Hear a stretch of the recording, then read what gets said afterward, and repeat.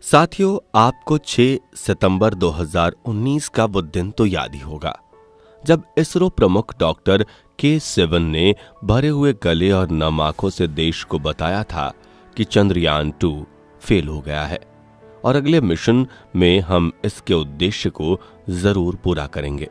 तो क्या है इसरो का अगला मिशन? अगर चंद्रयान 2 नहीं तो कौन पूरा करेगा चांद पर भारत की सॉफ्ट लैंडिंग के सपने को? क्या इसरो कर पाएगा चांद पर सफल लैंडिंग? कैसे चंद्रयान 3 चंद्रयान 2 से अलग है और क्यों पूरी दुनिया उम्मीद भरी निगाह से बस हमारी ओर देख रही है? आइए बहुत ही विस्तार में हम इन सभी सवालों के जवाब जानते हैं। दोस्तों, सन 1969 में पहली बार हम चांद पर पहुंचे थे और आज 54 साल बाद भी हम चांद को पूरी तरह से एक्सप्लोर नहीं कर पाए हैं। आज भी चांद पर कई ऐसी जगहें बची हैं जिनके बारे में हमें कुछ नहीं पता।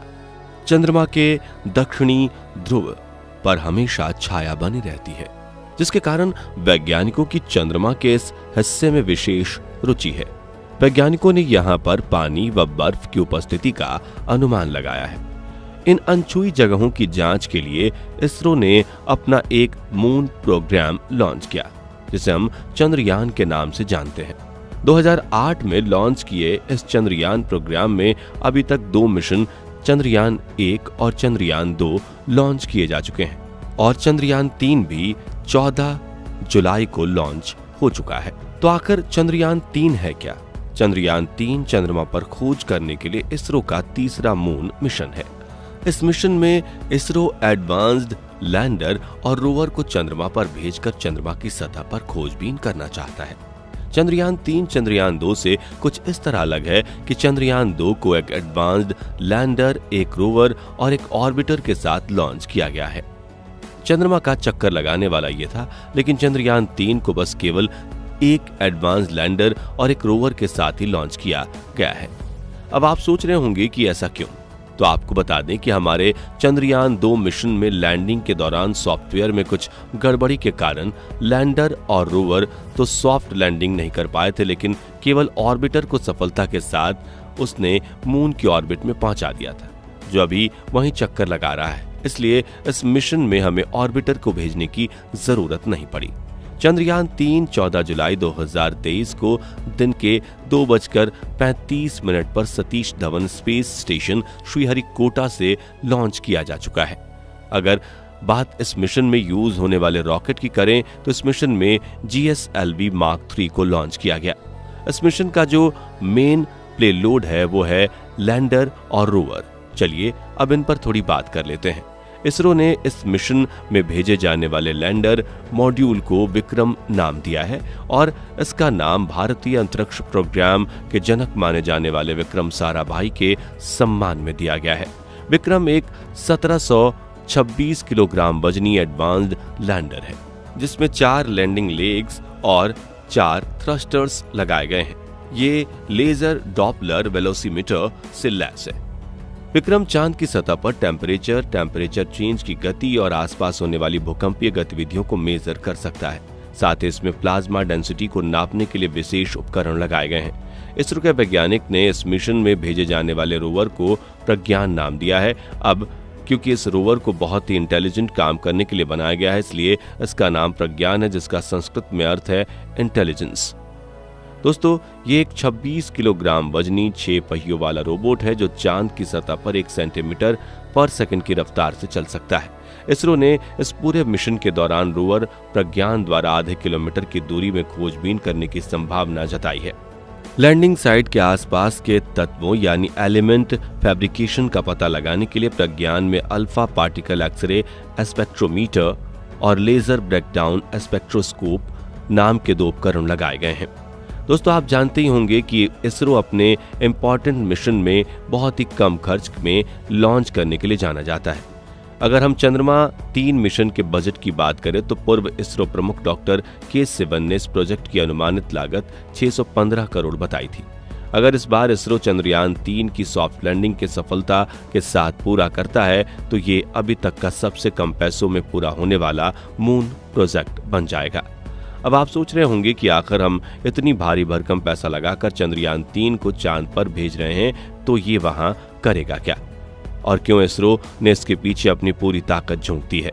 तो दोस्तों आपको बता दें कि इसरो ने चंद्रयान 3 को चंद्रयान 2 द्वारा अधूरे छोड़े गए 3 मुख्य ऑब्जेक्टिव्स को पूरा करने के लिए बनाया है। इसरो के अनुसार इस बार वो चंद्रयान 3 के साथ अपने तीनों ऑब्जेक्टिव्स को सफलता के साथ पूरा भी कर पाएंगे। वह ऑब्जेक्टिव्स हैं, पहला, लैंडर विक्रम चांद की सतह पर सुरक्षित और सॉफ्ट लैंड कराना। चंद्रयान 2 में हमने बाकी सब कुछ सही किया था, पर हम लैंडर विक्रम को सॉफ्ट लैंडिंग कराने में फेल हो गए। इसलिए इस बार इसरो के लिए एक सबसे बड़ी चुनौती रहेगी कि वो कैसे रोवर को सॉफ्ट लैंडिंग कराने में सफल होते हैं। दूसरा, चंद्रयान 3 के लिए इसरो का दूसरा ऑब्जेक्टिव है चंद्रमा की सतह पर रोवर की अलग अलग क्षमताओं को दुनिया के सामने प्रदर्शित करना। दोस्तों, भारतीय रोवर का चंद्रमा की सतह पर अपनी क्षमताओं का प्रदर्शन करना इसलिए भी जरूरी है क्योंकि वर्ष 2025 में हम जापान के साथ मिलकर चंद्रमा के ध्रुव पर खोजबीन करने के लिए एक मिशन लॉन्च करने वाले हैं, जिसके लिए हमारे पास एक फुल्ली डेवलप्ड लैंडर और रोवर टेक्नोलॉजी होनी चाहिए, तभी हम ये मिशन पूरा कर पाएंगे। इसरो को अपनी लैंडर और रोवर टेक्नोलॉजी को डेवलप करके टेस्ट करने का इससे अच्छा मौका तो नहीं मिलने वाला। अब बारी है इसरो के तीसरे और सबसे इम्पॉर्टेंट ऑब्जेक्टिव की, जो है चंद्रमा के स्ट्रक्चर को और बेहतर ढंग से समझने और उसके साइंस को प्रैक्टिस में लाने के लिए चंद्रमा की सतह पर उपलब्ध केमिकल और नेचुरल एलिमेंट मिट्टी और पानी पर वैज्ञानिक प्रयोग करना। इससे इसरो चांद के बारे में दुनिया को कुछ ऐसे फैक्ट्स बताना चाहता है जिससे चांद पर जीवन की उम्मीदों को और बढ़ाया जा सके। इन सभी ऑब्जेक्टिव्स में से इसरो ने सबसे ज्यादा तैयारी लैंडर को सॉफ्ट लैंडिंग कराने की करी है। चंद्रयान 2 का फेल होना इसरो के लिए किसी बुरे सपने से कम नहीं था। अपने विज्ञान का लोहा मनवाने और पूरी दुनिया को अपनी काबिलियत दिखाने के लिए इसरो हर हाल में चंद्रयान 3 को पूरी तरह से सफल करना चाहता है। चंद्रयान 2 की गलती से सीख लेते हुए इस बार इसरो ने अपने हर उपकरण को पिछली बार से ज्यादा मजबूत बनाया है, जिससे वो आपात के समय में ज्यादा लोड झेल सके। उपकरण खराब होने की कंडीशन में कई और उपाय किए गए हैं। चंद्रयान 2 की तुलना में चंद्रयान 3 के लैंडर विक्रम में काफी बदलाव किए गए हैं। चंद्रयान 2 के विक्रम में 800 न्यूटन के 5 इंजन लगे थे, तो वहीं चंद्रयान 3 में केवल 4 थ्रॉटल सक्षम इंजन लगाए गए हैं। चंद्रयान 2 की तुलना में चंद्रयान 3 की इंपैक्ट लेग्स को बहुत ज्यादा मजबूत बनाया गया है। दोस्तों, भारत के इस चंद्रयान 3 पर केवल भारतवासियों की ही नहीं बल्कि पूरी दुनिया की निगाहें लगातार बनी हुई हैं। हमारा चंद्रयान 3 चंद्रमा के दक्षिणी ध्रुव पर सफलता के साथ उतरने वाला पहला मिशन होगा। अमेरिका की अंतरिक्ष एजेंसी नासा भी अभी तक चंद्रमा के दक्षिणी ध्रुव तक नहीं पहुंच सकी है। नासा चंद्रयान 3 से मिलने वाली जानकारी लेकर अपने भविष्य के आर्टेमिस मिशन में उसका प्रयोग करना चाहता है। चंद्रमा के दक्षिणी ध्रुव के लिए नासा अपने मानव मिशन आर्टेमिस 3 को 2025 तक शुरू करने वाला है। चंद्रमा के दक्षिणी ध्रुव पर हमेशा छाया बनी रहती है, जिसके कारण वैज्ञानिकों की चंद्रमा के इस हिस्से में विशेष रुचि है। वैज्ञानिकों ने यहाँ पर पानी व बर्फ की उपस्थिति का अनुमान लगाया है। चंद्रयान 3 में इसरो द्वारा भेजा जा रहा रोवर प्रज्ञान इतना एडवांस्ड है कि उसकी काबिलियत सुनकर पूरी दुनिया दांतों तले उंगली दबाने के लिए मजबूर हो गई है। चंद्रयान 3 के माध्यम से इसरो चांद पर ही वैज्ञानिक प्रयोग करने वाला है। इसके लिए प्रज्ञान में कुछ विशेष बदलाव किए गए हैं। ये प्रयोग चंद्रमा की सतह का स्ट्रक्चर और वो वैज्ञानिक विशेषताओं के बारे में बिल्कुल नई जानकारी देंगे। साथ ही चंद्रमा के वातावरण के बारे में कीमती डाटा भी पृथ्वी पर भेजेंगे। 14 जुलाई को चंद्रयान 3 के लॉन्च होने के बाद इसरो अब लगातार इस पर नजर बनाए हुए है कि चंद्रयान 3 की सॉफ्ट लैंडिंग कराई जाए। इसरो ने बताया कि चंद्रयान 3 की इनकैप्सूलेटेड असेंबली को GSLV Mark 3 रॉकेट के साथ जोड़ा गया था और ये बिल्कुल सेफली लॉन्च भी हो चुका है। तो दोस्तों, ये थी चंद्रयान 3 के बारे में वो जानकारियां जो सभी भारतीयों को पता होनी चाहिए। चंद्रयान 3 का लॉन्च हम सब के लिए गर्व का पल हुआ है।